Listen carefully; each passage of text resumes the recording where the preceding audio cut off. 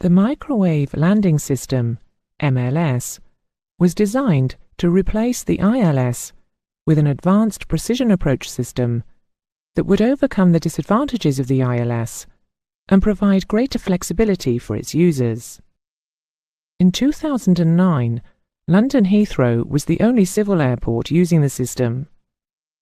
Advances in another landing system, the Local Area Augmentation GPS system, may, however, influence the decision of other airports, especially in the USA, as to whether or not to introduce MLS.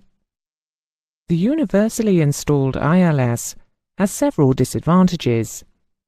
These are: there are only 40 channels available worldwide. The azimuth and glide slope beams are fixed and narrow. As a result, aircraft have to be sequenced and adequately separated, which causes long delays. There are no special procedures available for slower aircraft and short takeoff and landing aircraft. ILS cannot be sited in hilly areas, and it requires large expanses of flat, cleared land to minimize interference with the localizer and glide slope beams. Vehicles, taxiing aircraft, low-flying aircraft and buildings have to be kept well away from the transmission sites to minimize beam bending. It suffers from FM broadcast interference. The MLS has the following advantages over the ILS. It is not subject to sighting problems, and because of its small size, can be sighted on the taxiway side of the runway. It operates in the SHF band, and so is not affected by ILS or FM transmissions. 200 channels are available, 5 times the number available for ILS.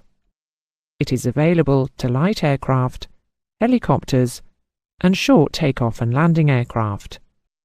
Further advantages are that aircraft can choose various approach routes. Landing delays in poor weather are reduced. Installation costs are much lower. It has a built-in DME. Equipment failure is indicated by flags. Flare and back azimuth functions are possible, but not currently implemented.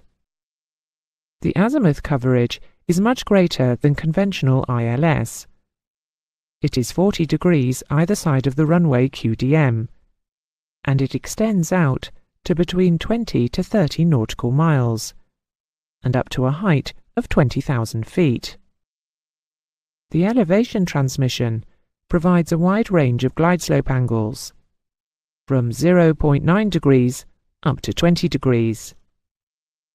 And as the elevation signal extends through the whole of the azimuth coverage, it provides precision glide slope guidance at all points where azimuth guidance is available. Aircraft are therefore able to make an offset approach. That is, they can join the approach procedure as close as 2 nautical miles from the airfield. This allows greater traffic flow, quicker approaches, and may improve noise abatement. A secondary system is provided to give go-around and departure guidance up to 20 degrees either side of the runway direction, up to 15 degrees in elevation, to a height of 10,000 feet and with a range of 10 nautical miles. An additional advantage of MLS is the ability of the system to transmit auxiliary data such as station identification, which always starts with M for MLS, system condition, runway conditions, wind shear and weather. The ground components define a coordinate system in space, and the aircraft's position in this reference frame is fixed by airborne equipment. The 3 space coordinates are azimuth angle, elevation angle, and distance from a reference point on the airport, and they are generated by separate subsystems. The forward azimuth subsystem is located beyond the runway stop end, on the extended centerline and radiating in the approach direction. It defines azimuth position. The elevation subsystem, located to one side of the runway and also radiating in the approach direction, defines the elevation angle. A DME beacon is co-located with the azimuth element, and it supplies slant angle distance from that point. The range of these systems is approximately 30 nautical miles. A missed approach azimuth subsystem, located ahead of the runway threshold and radiating towards the stop end, provides guidance for missed approach maneuvers. A flare subsystem near the elevation element is designed into MLS, but ICAO have stated that it is not intended to be implemented. The airborne equipment is designed to continuously display the position of the aircraft in relation to the pre-selected course and glide path, along with distance information during approach as well as during departure.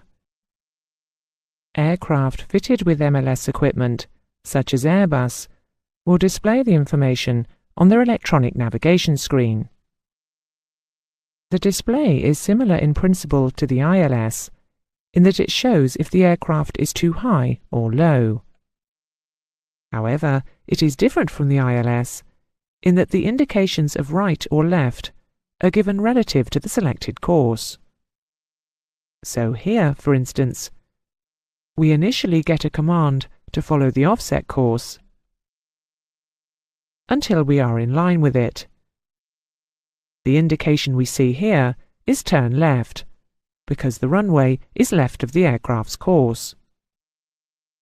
The receiver control unit looks like this. Alternatively, in order to receive ILS, MLS and GPS transmissions, aircraft are equipped with multi-mode receivers and a combined control unit for ease of use by the flight crew.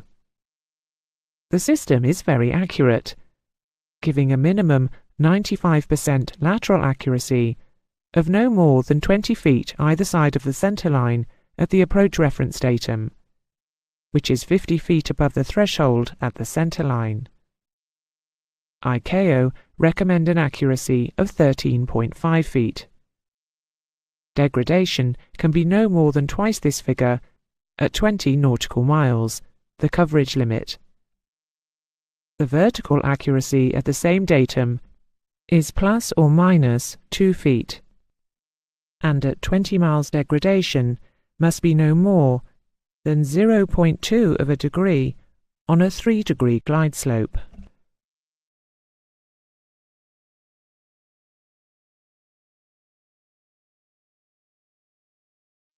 MLS employs the principle of time division multiplexing, whereby only one frequency is used on a channel, but the transmissions from the various angle and data ground equipments are synchronized to assure interference-free operations on the common radio frequency. Azimuth and glide slope location are both achieved in the same way, by the use of time-referenced scanning beams. The azimuth beam starts its two-sweep at one extremity of its total scan and travels at a uniform speed to the other extremity at a scan rate of 13.5 scans per second. It then starts its fro scan back to its start position. The time interval between the reception of the to and fro pulses is proportional to the angular position of the aircraft in relation to the runway on course line. So, the maximum time interval between the passage of the to and fro beams would be measured when the aircraft is at the extreme left of the coverage, and minimum time when the aircraft is at the extreme right-hand edge of coverage. The same principle is used for the elevation calculation, but the scan rate is 40.5 scans per second. The distance of the aircraft from the threshold is provided by DME. For Cat 2 and Cat 3 approaches, a precision DME DMEP, accurate to within 100 feet must be available.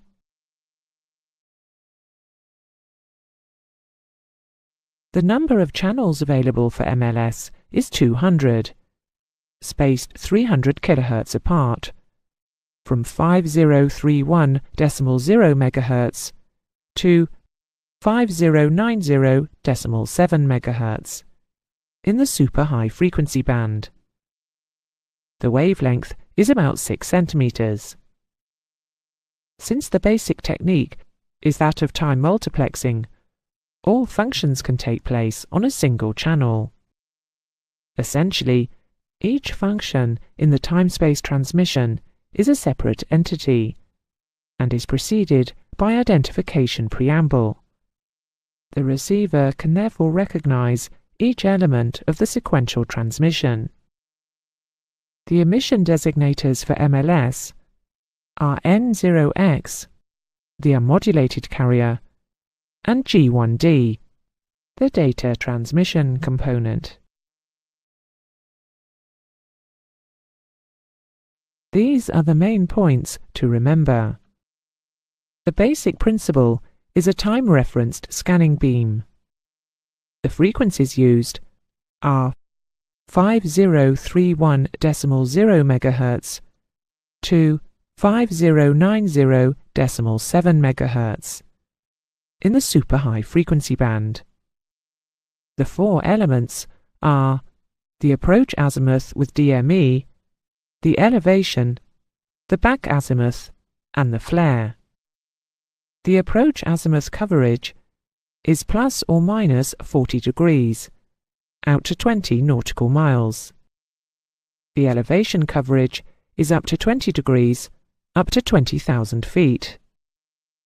The back azimuth coverage is plus or minus 15 degrees in azimuth, out to 10 nautical miles, and up to 15 degrees elevation, up to 10,000 feet. The primary advantages are a flexible approach direction, a flexible glide path angle, no sighting problems, and no FM interference. This concludes the lesson on MLS.